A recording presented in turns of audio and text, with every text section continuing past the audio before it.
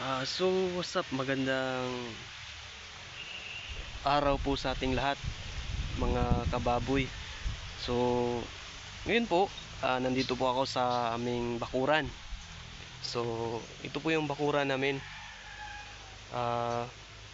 Ito po. So gusto ko lang ipakita po sa inyo na ito po yung likuran, yung bakuran namin, kung saan nakalagay yung kulungan ng aming baboy. Ito po. So ito po rin ang maliit naming fish pan. Hindi pa po ito na organized talaga. So alright, mga kababoy. So ako po ay nandito sa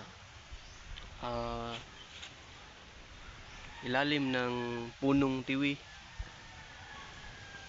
So ako ay nagduduyan. So dahil maganda yung panahon ngayon,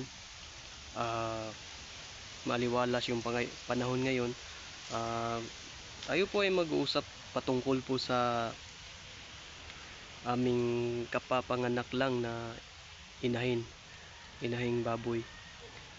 So ayun, yung ginawa ko po mga kababoy ay dahil tayo ay baguhan lang po sa pag-aalaga ng baboy. Ako po ay nangalap po ng mga informasyon.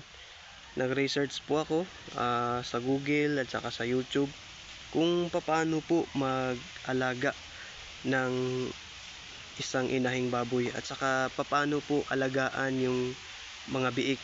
So ayun po, yung ginawa ko po mga kababoy ay unang-una po, yung inahin namin habang po siya ay nagbubuntis, iniinjikan po namin ng iron para pampalakas po ng resistensya ng inahing baboy.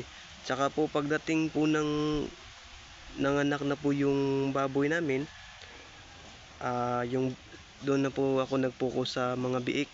Binigyan ko po sila ng una ko pong ginawa is binigyan ko yung mga biik ng sa unang 3 araw ay ininjikan ko po sila ng iron.